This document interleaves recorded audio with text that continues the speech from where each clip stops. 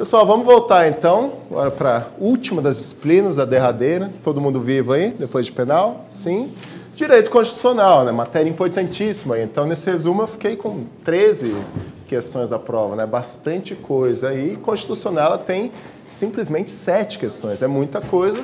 E a meta, obviamente, é 7 de 7. Depois, quem gabaritar penal e constitucional, me avisa aí, que daí eu dou um prêmio para a pessoa. Ou a pessoa me dá um prêmio, a gente decide aí, ok? Qual que é a ideia? Primazia da Constituição, apenas para a gente ter uma noção basilar, apenas para ser o nosso ponto de partida. A gente tem aqui uma pirâmide, né, chamada pirâmide de Kelsen. Kelsen nunca falou em pirâmide, mas é essa ideia. E o que está no topo da pirâmide do ordenamento jurídico?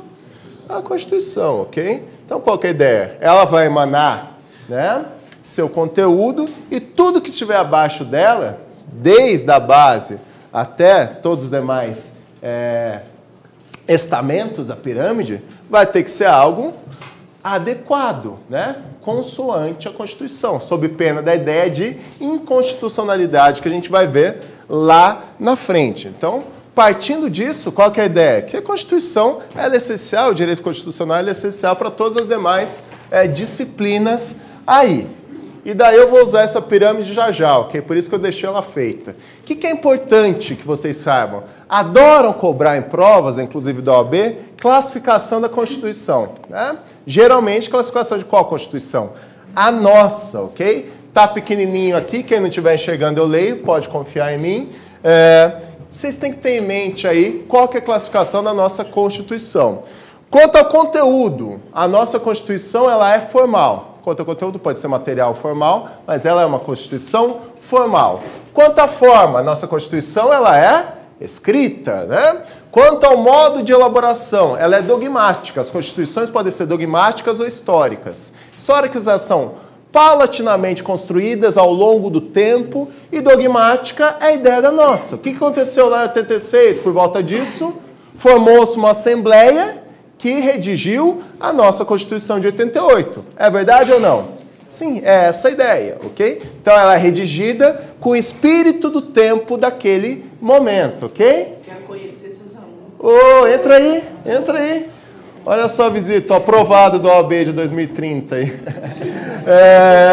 Quanto à origem, ela é promulgada ou outorgada. No nosso caso, ela é uma Constituição imbuída de um espírito democrático, ela é aprovada. Os membros da Assembleia Constituinte, eles são representantes do povo. Logo, ela é uma Constituição promulgada, ok? Ela é aprovada por representantes e deliberada por representantes do povo. E a outorgada? É a Constituição imposta, geralmente vinculada a regimes ditatoriais. Estamos juntos, então? Constituição brasileira até então é formal, escrita, dogmática e promulgada.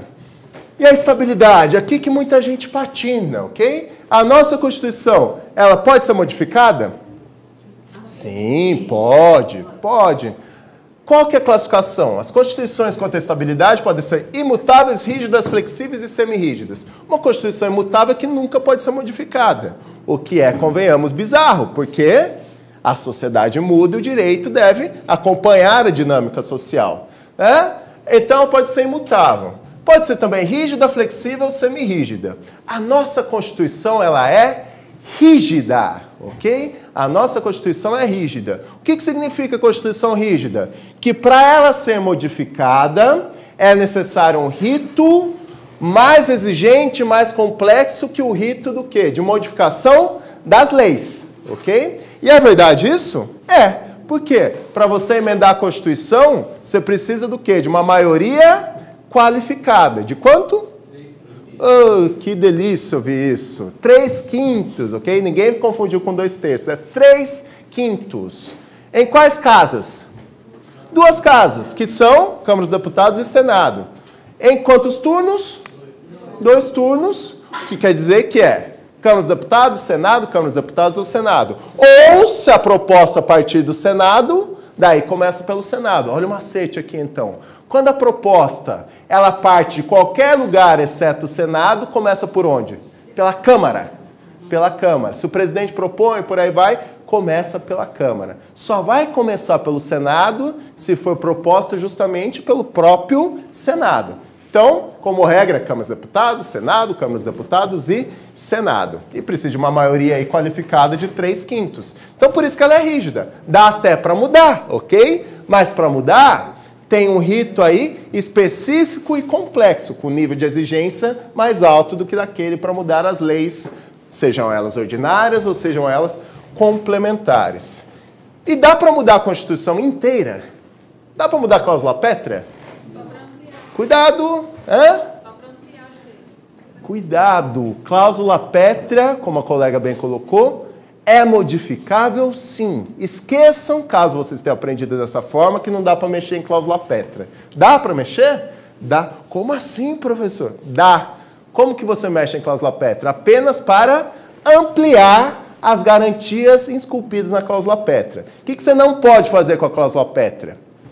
Suprimi-la ou agir com modificações tendentes a aboli-la, ou seja, reduzir o seu grau de proteção ou extingui-la. Beleza? Mas se for para ampliar, pode sim. Mas o que é uma Constituição flexível quanto à estabilidade? Flexível é uma Constituição que pode ser modificada com o mesmo rito de modificação das leis. É o caso do Brasil? Não. E criaram ainda a ideia da Constituição semi-rígida. O que é uma Constituição semi-rígida? É uma Constituição que, para modificar determinados elementos dela, precisa de um rito especial, e para modificar outros elementos dela, pode ser pelo mesmo rito da lei. No Brasil é assim? Não. Qualquer artigo que estiver na Constituição, até aquele artigo bizarro que fala que o colégio Dom Pedro, situado no Rio de Janeiro, Dom Pedro II, situado no Rio de Janeiro, pertence à órbita da União, da esfera federal, até para mudar ele precisa do quê? De uma emenda constitucional. Então, nossa Constituição é rígida. E a nossa Constituição, que vocês vão ler 3 vezes até a prova, daqui a 2 semanas, ela é curta ou longa?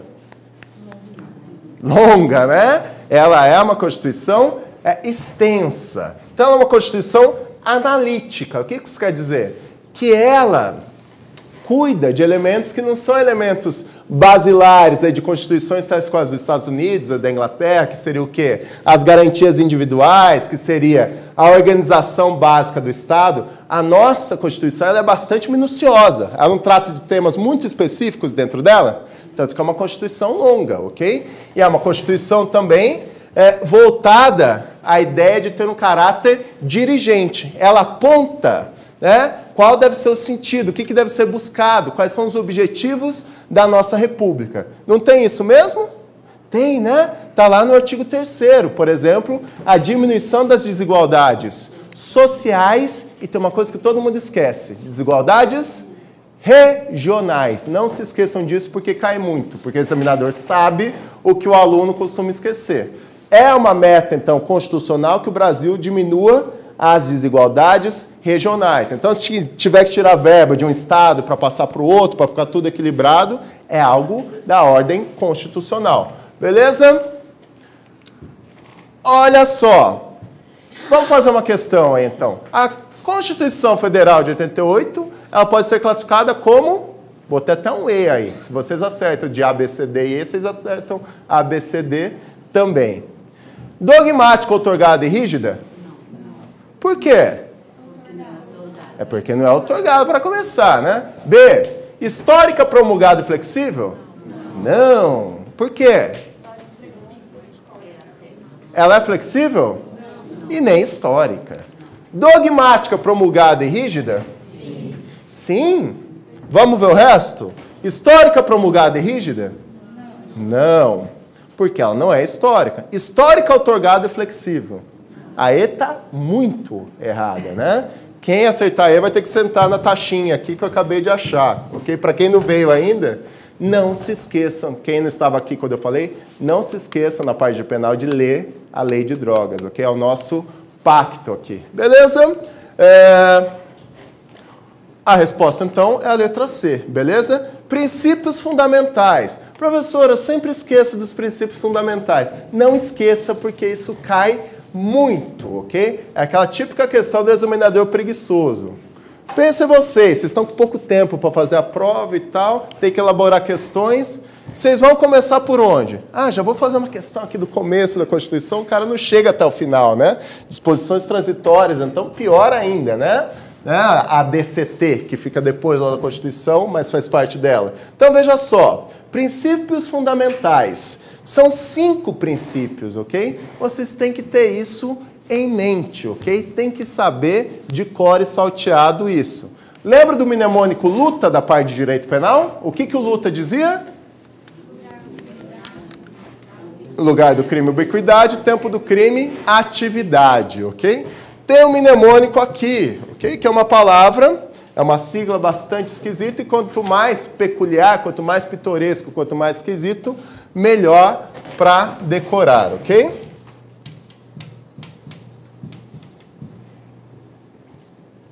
Sossidivaplu, ok? Quem foi meu aluno aqui em Direito Constitucional, no curso aqui do Êxito, se lembra que eu falei do Sossidivaplu, né? Falei para batizar o cachorro com esse nome, para chamar o cônjuge na hora H com esse nome, qualquer coisa vale para decorar, ok? Vem cá, Sossidivaplu. O que é o só, pessoal?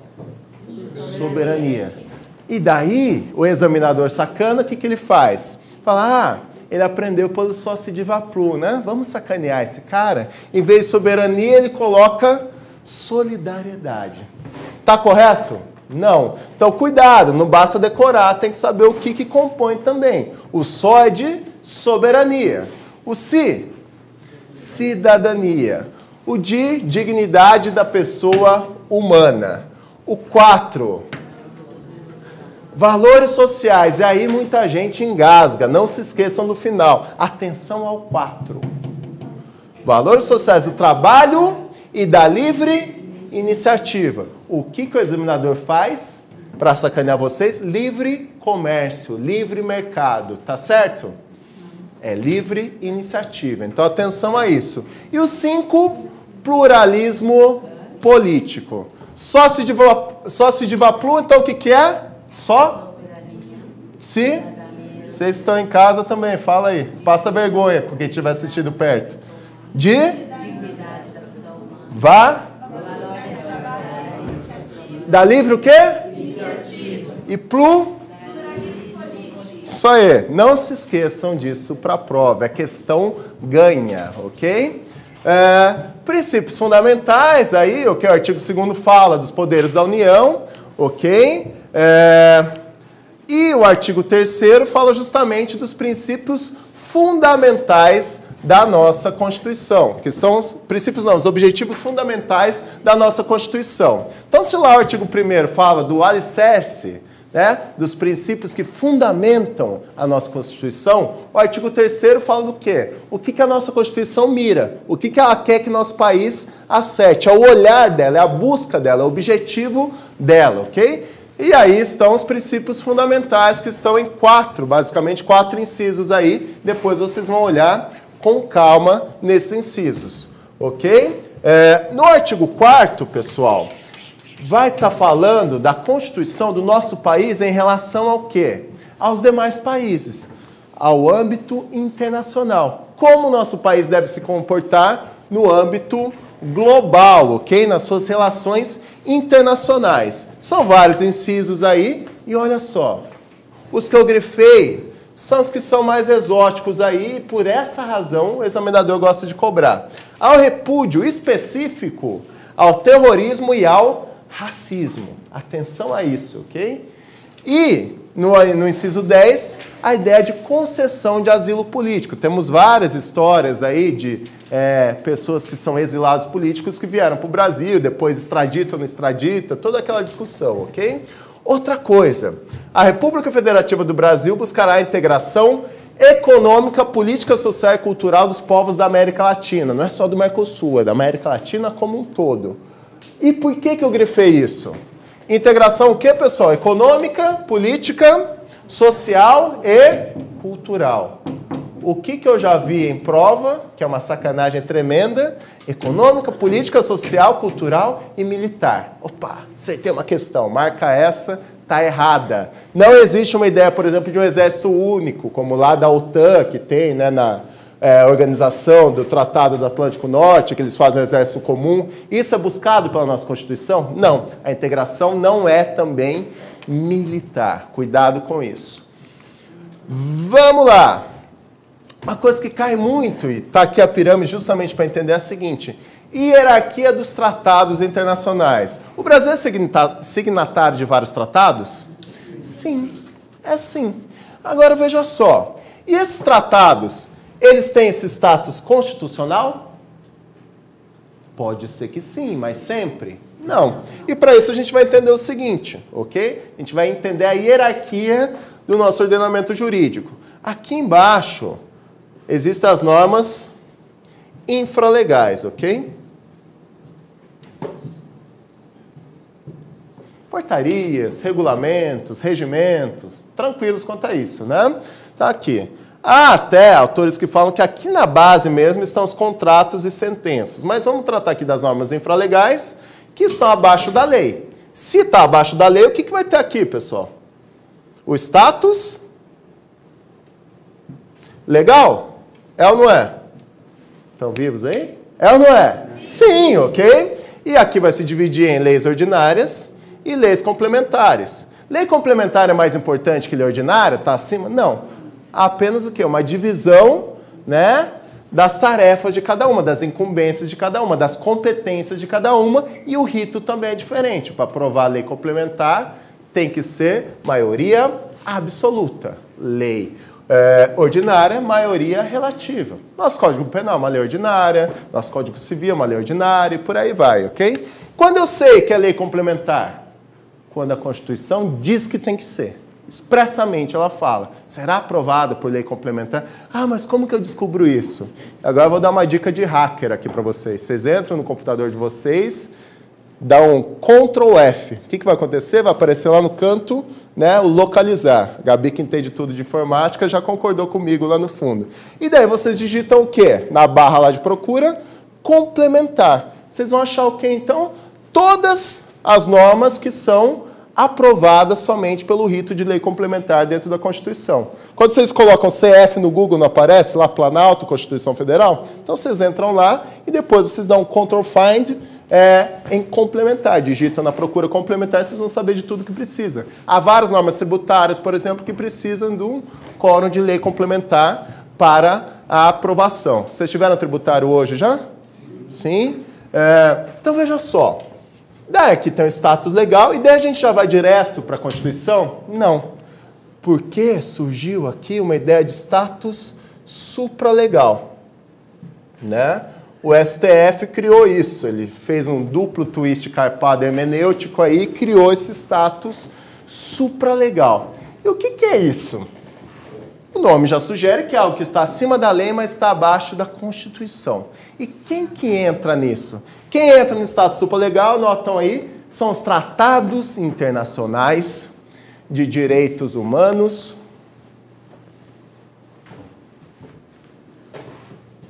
não aprovados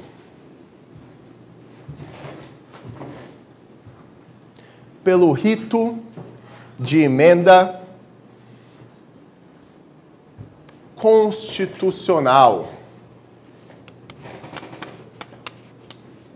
Tratado de direitos humanos, viu? Isso foi um tratado que não é sobre direitos humanos. É, por exemplo, sobre a importação de determinado produto, determinada commodity, minério de ferro. É direitos humanos isso? É direito comercial. Entra onde? Status legal. Para ser status supralegal tem que ser Tratado Internacional de Direitos Humanos que não foi aprovado com o rito de emenda constitucional. E se foi aprovado com o rito de emenda constitucional, qual que é o rito mesmo que vocês acabaram de me falar? Aprovação por 3/5, 2 casas em 2 turnos. Maravilha. E se esse tratado de direito humano, ele foi aprovado com esse rito, ele entra onde? Ele tem status do quê? Ele entra aqui, ó. Entra aqui. Tem status de emenda constitucional. Ele tem, então, um nível constitucional. Temos isso no nosso ordenamento? Temos, né? Tem um tratado de direitos humanos que trata, por exemplo, que versa, por exemplo, sobre a pessoa com deficiência. Chegaram a estudar isso na graduação? Sim, né? Ele foi aprovado com o rito de emenda constitucional, logo ele tem um status constitucional. O Pacto de São José da Costa Rica, ele tem um status de emenda constitucional? O famoso Pacto de São José da Costa Rica? Não. Ele é um tratado de direitos humanos? É. E não foi aprovado com o rito de emenda constitucional. Ele vai entrar onde, então? Supralegal. Olha aqui, ó. O Pacto de São José da Costa Rica. Pacto de São José. Veja só. Só para vocês entenderem isso, que cai muito dentro dos certames por aí, esse Pacto de São José, ele fala que não pode haver a prisão, né, do depositário infiel. É verdade isso? Está falando lá que é vedada essa prisão civil, em razão de dívida, etc. Sim, ele fala isso. Agora, veja só. O depositário infiel, ele não pode ser preso de acordo com o Pacto de São José da Costa Rica. Só que a Constituição fala o seguinte: não haverá prisão civil, exceto no caso do quê? Do depositário infiel ou de alimentos, ok? E tem gente sendo presa em razão de inadimplência da prestação de alimentos? Tem. É uma prisão penal? Não. É uma prisão civil, não tem o sentido punitivo, tem o sentido coercitivo, de administração para a pessoa pagar, ok? Mas a pessoa, o depositário infiel, ele tem sido preso? Não. Mas por quê? Porque o Pacto de São José falou que não pode. Mas quem está em cima, a Constituição ou o Pacto? Constituição. Então o Pacto, ele está contrariando a Constituição e a supremacia da Constituição e a primazia da Constituição que eu falei lá no início. Nenhum problema. Por quê? Porque a norma que está na Constituição e fala que não tem prisão civil, exceto no caso de alimentos ou depositário infiel, ela está vigente, totalmente vigente. E o que o Pacto de São José da Costa Rica fez? Bloqueou aqui esse mandamento constitucional, ok? Para essa instância aqui, essa instância legal. Por quê? Porque para prender o depositário infiel, precisa do quê? De disposições e especificidades que estariam onde? Na própria Constituição? Não. Que estaria aqui na legislação civil, na legislação processual civil. É ou não é? O que ele fez, então? Ele bloqueou o comando constitucional da especificação que seria criada via lei ordinária aqui. E com isso, o que aconteceu? Ele retirou a eficácia da norma constitucional. É uma norma vigente? É. Está no ordenamento? Tá. Mas ela teve a sua eficácia bloqueada. Ficou claro isso? Sim. Se caísse, vocês vão acertar? Prometem? Sim? Ótimo. Olha só. Todos são iguais perante a lei, sem distinção de qualquer natureza, garantindo-se aos brasileiros e aos estrangeiros residentes no país a inviolabilidade do direito à vida, liberdade, igualdade, segurança e propriedade nos termos seguintes. Que artigo que é esse? É o caput do artigo 5º. Olha que coisa maravilhosa. O que vocês têm que saber para a prova? O famoso VLISP. O que é VLISP, pessoal? Mais uma mnemônica para vocês. Mais uma coisa para vocês chamar os outros na hora H. O que é VLISP? Inviolabilidade de quais direitos? O V é de vida, L de I de igualdade, S de e P de propriedade. Tem que ir com o sócio de Vaplu e o VLISP na ponta da língua. Então, não se esqueçam desses direitos aí basilares que estão esculpidos no caput do artigo 5º. Combinado? Sim? Estou indo muito rápido? Óbvio que estou, né? Mas hoje não tem jeito. Então, vamos lá. Nacionalidade e cidadania. Eu quero que vocês prestem atenção aqui no tópico de nacionalidade e cidadania, no que diz respeito à extradição, cargos, função e direito de propriedade. Porque a Constituição fala o seguinte, olha o artigo 12, parágrafo 2. A lei não poderá estabelecer distinção entre brasileiros natos e naturalizados, né? Quem não se lembrar mais da diferença entre nato e naturalizado, dá uma olhadinha lá nas hipóteses de quem é nato, quem é naturalizado. Mas olha só, não pode estabelecer distinção, exceto em casos que quem prevê? Que a própria Constituição prevê. Por exemplo, cargos. Existem cargos que são privativos de brasileiro nato? Sim, mais um mnemônico para vocês, então. mp3.com. Que desgraça é essa? O que é mp3.com? São os cargos privativos de brasileiro nato. Brasileiro nato. E o que significa cada um dos três? M. Alguém se arrisca? O que é cargo de brasileiro nato? Ministro do STF. Então anotem aí, M é de ministro do STF. P3. Por que é P3? Porque são 3 cargos que começam com a letra P. Primeiro cargo, presidente da República. Presidente da República e, por consequência, vice-presidente também. Beleza? Por consequência, vice-presidente também. Mas quem mais? Presidente de onde? Câmara dos Deputados. E o terceiro, anota aí, presidente ou do Senado. Do Senado. Então o M é ministro do STF e o P3 é presidente da República e vice-presidente, presidente da Câmara e presidente do Senado. Isso quer dizer que um senador, ele só pode ser brasileiro nato? Não. Ele pode ser senador, por exemplo, sendo um brasileiro naturalizado? Pode. Mas o que ele nunca vai poder ser? Presidente do Senado. Mesma coisa para a Câmara. E presidente da República pode ser naturalizado? Nunca, jamais. E o ministro do STF pode ser naturalizado? Nunca, jamais. Por quê? Porque só são 11 no STF. A tendência dele vir a ser presidente conforme o tempo é muito grande. Então, ninguém no STF pode ser naturalizado. Tem que ser brasileiro nato. É um exemplo que eu costumo usar sempre é da Ada Pellegrini Grinover. Já ouviram falar dela? Foi uma grande autora, uma grande processualista, foi cotada para ser para o STF, para ser ministra do STF, só que se esqueceram do quê? Que ela era italiana, que não era brasileira nata. E o com? C, vocês vão colocar aqui carreira diplomática. Então, o diplomata ele tem que ser brasileiro nato, ok? Tem que ser brasileiro nato. O O, oficial das Forças Armadas. Oficial. Sargento pode ser naturalizado? Pode. Porque o oficialato é a partir da tenência, não é? É tenente para cima. Tá certo? Alguém que manja aí? É isso, né? Tenente para cima. Então, só os oficiais das Forças Armadas que tem que ser o quê? Nato. Por uma questão de soberania e tal, ok? E esse M aqui é de ministro. Coloquem aí que é ministro da Defesa. O que é muito comum confundir, e o examinador sabe disso, ministro da Defesa com ministro da Justiça. Qual ministro aqui que é nato? Ministro da Defesa. Anotem aí e grifem.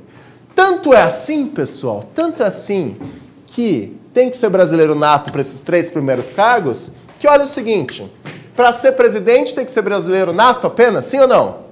Sim. Quem que sucede o presidente na vacância? O vice tem que ser brasileiro nato, sim ou não? O Temer é brasileiro nato? Sim. Entortar a cara aí, mas é, ok? Depois, quem que sucede? Tem que ter isso muito claro. Presidente de onde? Da Câmara. Tem que ser brasileiro nato? Depois, quem que é? Presidente do Senado. Tem que ser brasileiro nato? Sim. E por fim, quem que é? Presidente do STF. Tem que ser brasileiro nato? Sim, como todos os demais ministros do STF. Entenderam isso? Se cair isso, a questão ganha? Ótimo, ok? Olha lá quem mais tem que ser brasileiro nato. Membros dos Conselhos da República, ok? Nos termos do artigo 89, inciso 7. Quem mais? O que mais que faz uma distinção entre brasileiro nato e naturalizado? No caso da extradição. Nenhum brasileiro ele pode ser extraditado, salvo o brasileiro naturalizado. Brasileiro nato nunca vai ser extraditado. Enquanto ele tiver esse status de brasileiro nato, ele nunca vai ser extraditado. Mas olha só, o naturalizado pode ser extraditado em 2 hipóteses. Primeira hipótese, tem que ficar muito claro isso. Caso ele tenha cometido um crime comum lá no exterior, por exemplo, na Itália, antes da naturalização. Então, Então, se ele era italiano, cometeu um crime lá, veio para o Brasil, se naturalizou, ele pode ser extraditado, porque o crime anterior à naturalização. Estão comigo? Ou, na segunda e única hipótese, ele pode ser extraditado mesmo após a naturalização, no caso de comprovado, atenção, comprovado envolvimento em tráfico ilícito de entorpecentes e drogas afins. Olha como era uma Constituição preocupada com a questão das drogas, o tráfico internacional. Só criou essa hipótese de extradição após a naturalização, ok? E, por fim, algo que é privativo ao brasileiro nato, é a ideia de propriedade de empresa jornalística e de radiodifusão sonora e de sons e imagens. Para ver mais sobre isso, artigo 222 da Constituição, ok? Temos uma questão aqui, não vamos fazer em razão do tempo, ok? Direitos políticos. O que me interessa bastante aqui? A ideia dos direitos políticos. Há muitas questões referentes a características do voto. Veja só, o voto, ele tem por característica a personalidade, obrigatoriedade, liberdade. O sigilo, ele é um voto direto, ele é um voto periódico, ele é um voto universal, ele é um voto igual. Mas me interessa o seguinte, o que é cláusula pétrea aqui que não pode ser modificada? Voto secreto, direto, universal, igual, então o meu voto vale igual ao voto das demais pessoas e vice-versa, e periódico. Questão, o voto obrigatório é cláusula pétrea? Não. Dá para ter uma emenda constitucional abolindo o voto obrigatório e tornando facultativo? Pode. Isso cai muito, ok? Então, cuidado. O que é vedada a modificação por ser cláusula pétrea, voto secreto, direto, universal, igual e periódico. Voto obrigatório não é cláusula pétrea, pode ser modificado. Pessoal, olha uma pegadinha aí, eu vou dar um macete para vocês. Segundo turno para prefeito, tem em todas as cidades? Não? Quem que é de uma cidade pequena aí? Ninguém? Sua cidade, tem quantos habitantes? 5 mil. Tem segundo turno para o prefeito na sua cidade? Nem primeiro. Não tem. Porque qual que é o critério? Para ter segundo turno, atenção, são 200 mil eleitores na cidade. Por exemplo, Caçapava tem 200 mil habitantes? Jacareí tem 200 mil habitantes? O pessoal do Vale aqui? Tem. Mas tem segundo turno para prefeito? Não, porque o critério para segundo turno é de eleitores e não de habitantes, ok? Muito cuidado com isso. Macete. Número de vereadores, subsídio dos vereadores e por aí vai, são variáveis que levam em consideração o número de habitantes. Só 3 coisas na nossa Constituição Federal levam em consideração o número de eleitores, ok? E que coisas são essas? A primeira, ok? A primeira, que leva em consideração o número de eleitores é o segundo turno, ok? O segundo turno. Então, o segundo turno vai levar em consideração o quórum de 200 mil eleitores. E mais 2 coisas. Leis de iniciativa popular, ok? No âmbito municipal, se vocês quiserem propor uma lei de iniciativa popular, ela vai depender de 5% da população? Não, 5% do eleitorado. E a mesma coisa, lei de iniciativa popular no âmbito federal. A lei da ficha limpa, também, por exemplo, é um caso aí de lei de iniciativa popular, que leva em consideração o número de eleitores, ok? Eleitores, beleza? Então, atenção com esse macete aí. Veja só o seguinte, outra coisa que eles adoram cobrar nos certames por aí é a ideia de idade mínima para cada cargo, ok? Para você ser vereador, você precisa de quantos anos? 18 anos, ok? 18 anos para ser vereador. 21 anos para ser deputado federal, deputado estadual, deputado distrital, prefeito, vice-prefeito e juiz de paz, que todo mundo esquece. Juiz de paz também é 21 anos. 30 anos para governador, vice-governador. E 35 anos. Muita gente aqui na sala não pode ser candidato a presidente esse ano. Por quê? Porque falta o requisito da idade mínima. Para ser presidente e vice-presidente da República e para ser senador, 35 anos, ok? 35 anos. Deputado, quantos anos? 21. E senador? 35. Governador? Vereador? Vão sair aqui se lembrando disso? Claro que não. Então vamos ler isso mais vezes, ok? Por favor. Governador e vice-governador, tanto do Estado como do Distrito Federal, 30 anos, ok? Mais uma questão aí, a gente vai pular até a resposta nela. O que mais, pessoal? Poder Constituinte, competência. Para fechar aqui, que eu acho que já deu meu horário, pessoal. E daí tem todo o conteúdo a mais, já deu, né? Tem todo o conteúdo a mais aí no material que vai ser disponibilizado para vocês. O que eles gostam muito de gerar como confusão? De gerar confusão na resolução de vocês, e é uma questão que trata aí de direito constitucional, mas pode até flertar com filosofia, sociologia do direito, por ser um tema de teoria geral do Estado. É a ideia de classificação de forma de Estado, forma de governo, sistema de governo e regime de governo. Vocês estão vendo que é muito parecido aqui? E gera muita confusão? O que o sujeito faz, então? O examinador mal amado, ele põe monarquia aqui, ele põe democrático aqui em cima e por aí vai. E aí vamos apelar para mais um mnemônico, ok? Forma de Estado. É federativo ou unitário? O Brasil é uma federação, né? Quais são os nossos entes federativos? Tem uma coisa aqui que é jabuticaba, que é coisa brasileira. Quais são nossos entes federativos?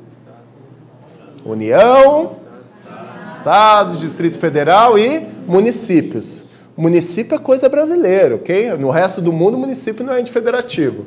Forma de Estado, FE.